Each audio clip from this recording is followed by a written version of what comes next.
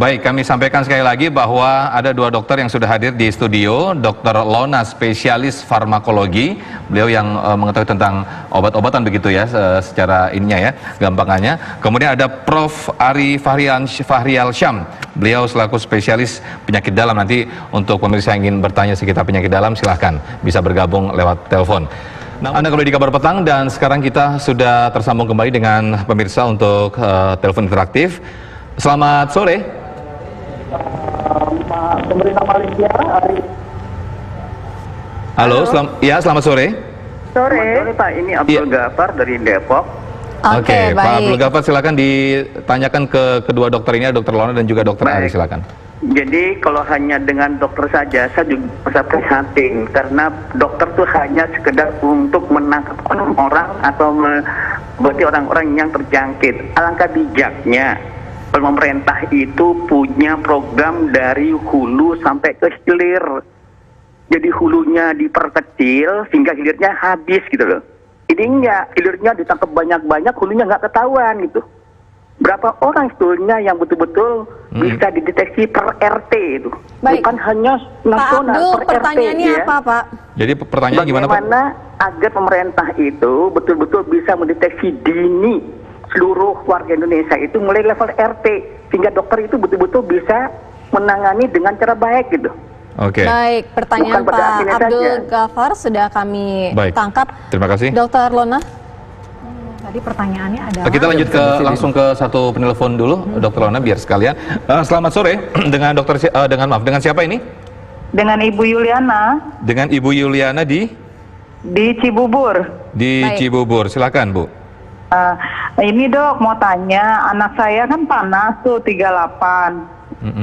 Kita kan belum tahu dia terindikasi ke COVID atau tidak. Seandainya terindikasi, nah kita bisa cek itu kemana? Apa hanya 3 rumah sakit atau sudah ada penambahan rumah sakit yang bisa kita datangi? Karena yang saya tahu katanya di rumah sakit itu sangat sulit untuk cek COVID.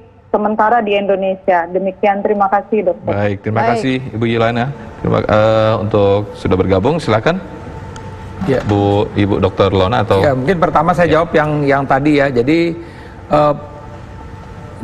sebenarnya gini, pemerintah kan berupaya untuk melakukan screening dengan menghadirkan rapid test ya. Jadi rapid test. Memang ini masih bertahap. Walaupun saya juga sampaikan baik juga misalnya pasien-pasien yang di rapid test ini pun kita juga swab. Artinya apa? Kita biar tahu ini sensitivitas dan spesifitas dari alat ini. Itu sudah mulai dikerjakan memang dan dikerjakannya di tingkat puskesmas ya. Karena sekali lagi ini kan juga berhubungan dengan jumlah number ya kan. Nah, sekarang udah dicoba di DKI, di daerah Jakarta Selatan ya, 500-an rapid test. Nanti kita bisa lihat ini.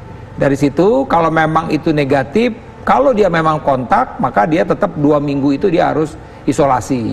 Kalau dia positif, maka dia harus dikonfirmasi apakah ini memang positifnya ini benar-benar true positif. Artinya tadi perlu pemeriksaan yang molekuler, yang dengan RT-PCR yang ditentukan beberapa lab. Jadi mudah-mudahan kalau ini efektif, maka pemerintah nampaknya keterangan dari Pak Presiden akan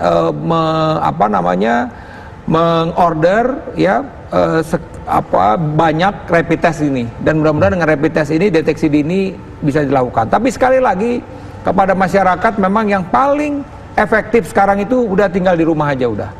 Karena ketika Anda berada di luar, Anda berinteraksi dengan orang lain, maka Anda bisa menjadi tertular. Dan ketika Anda tertular, Anda menularkan lagi kepada orang yang di rumah. Carrier begitu gitu loh. ya Prof ya. Ya, baik. Sambil kita tetap nih upaya pemerintah begitu. Ya, karena terus terang ini dengan informasi yang hari ini, tren kita tuh tren naik. Kita belum ada artinya boro-boro berkurang, tapi masih tren naik. Dan ini yang paling berbahaya yang harus kita antisipasi dan harus diketahui oleh masyarakat semua. Oke, Dr. Lona, untuk pertanyaan tadi Ibu Yuliana. Ibu Yuliana yang anaknya panas 38. Panas 38 derajat Celcius. Pertama ditanyakan dulu ada riwayat kontak atau tidak dengan pasien yang memang pasien terinfeksi. Terus tidak semua, nah ini yang perlu diperjelas ke masyarakat. Jadi tidak semua pasien atau orang dengan keluhan batuk pilek, demam itu adalah pasien COVID atau pasien terinfeksi coronavirus. Karena pasien terinfeksi coronavirus juga memiliki gejala klinis yang khas, misalnya demam, batuk kering, disertai dengan sesak nafas. Tadi kan Ibu hanya mengeluhkan anaknya demam 38 derajat Celcius dan sudah khawatir apakah terinfeksi atau terinfeksi COVID dan perlu melakukan screening. Nah, kalau dari informasi yang saya dapatkan dari si ibu, alangkah baiknya dibawa ke fasilitas kesehatan terdekat, dibantu oleh dokter yang melayani di fasilitas kesehatan terdekat untuk dievaluasi. Jadi jangan panik dulu, berikan terapi sesuai dengan keluhan pasien karena belum tentu anak tersebut menderita atau terinfeksi virus corona. Oke, baik. Seperti puskesmas dan lain sebagainya. Apalagi anak-anak adalah bukan kelompok yang rentan mengalami infeksi virus corona atau menderita COVID-19.